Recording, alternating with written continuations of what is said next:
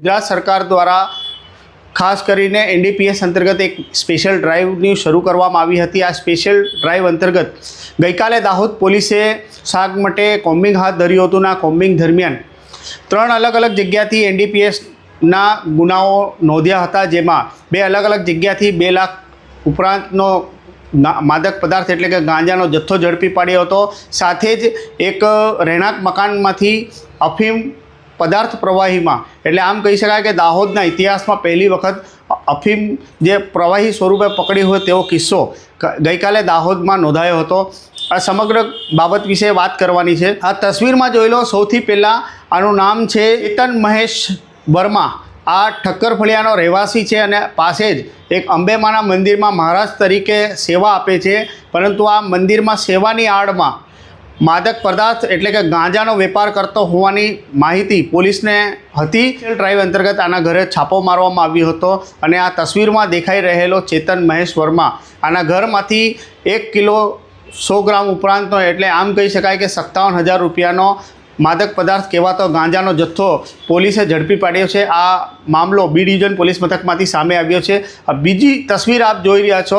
આનું નામ છે ઝંડુ અલ્લાનુર લખારા। આ ઘાંચીવાડા માળી ટેકરાનો રહેવાસી છે। આ 4વ્હીલર ગાડીમાં માદક પદાર્થોની હેરફેર કરતો હતો। પોલીસે વાહન ચેકિંગ દરમિયાન આને ઇન્દોર અમદાવાદ નેશનલ હાઈવે પર નસીરપુર પાસેથી ઝડપી લીધો હતો અને 4વ્હીલર ગાડીમાં તલાશી લેતા અને 4વ્હીલર ગાડીમાંથી 1,35,000 ઉપરાંતનો ગાંજાનો જથ્થો ઝડપી પાડ્યો હતો। પોલીસે 1,35,000ના ગાંજાનો જથ્થો તેમજ 1 લાખ ઉપરાંતની ગાડી મળી કુલ 2.5 લાખનો મુદ્દામાલ આ ઉપરોક્ત તસવીરમાં દેખાઈ રહેલા ઝંડુ અલ્લાનુર લખારા પાસેથી જપ્ત કર્યો છે। આ ત્રીજી તસવીર જોઈ રહ્યા છો। આનું નામ છે નાજીમ ઉસ્માન અરબ। આ ઘાંચીવાડાનો રહેવાસી છે। આ યુવક તેના રહેણાંક મકાનમાં પ્રવાહી સ્વરૂપે અફીમનો જથ્થો રાખી વેપાર કરવાની વેતરણમાં હતો, પરંતુ પોલીસે કોમ્બિંગ દરમિયાન આના ઘરે છાપો માર્યો હતો અને તેના ઘરમાંથી પ્રવાહી સ્વરૂપે અફીમનો જથ્થો એટલે આમ કહી શકાય કે 70 ગ્રામ અફીમનો જથ્થો જેની માર્કેટ વેલ્યુ 35,000ની છે ઉપરોક્ત ઈસમ પાસેથી ઝડપી લીધો છે। આ નાજીમ અફીમના વેપાર સાથે સંડોવાયેલો હોવાનું પોલીસ દ્વારા જણાવવામાં આવી રહ્યું છે। એટલે આમ કહી શકાય કે દાહોદના ઇતિહાસમાં પહેલી વખત અફીમ પ્રવાહી સ્વરૂપે મળી આવી હોય તેવા દ્રશ્યો સામે આવી રહ્યા છે। આ સમગ્ર ઘટનાને લઈને શું કહ્યું ડીવાયએસપી જગદીશ ભંડારીએ, જોઈશું આ રિપોર્ટમાં।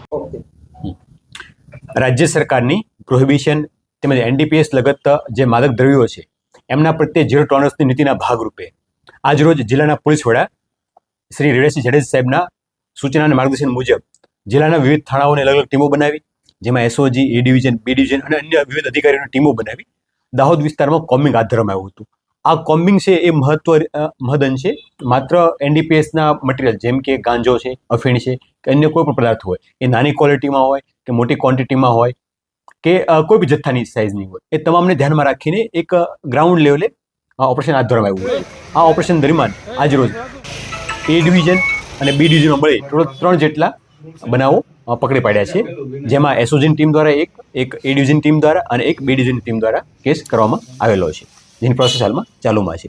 જે આ ઉપરાંત એવું પણ જાણવામાં આવ્યું હતું કે ગોગો પેપર છે એનો લોકો અલગ અલગ જગ્યાએ ડ્રગ્સના સેવન માટે મિસયુઝ કરતા હોય છે, જે અંગે રાજ્ય સરકારે ગઈકાલે જાહેરનામું બહાર પાડ્યું હતું।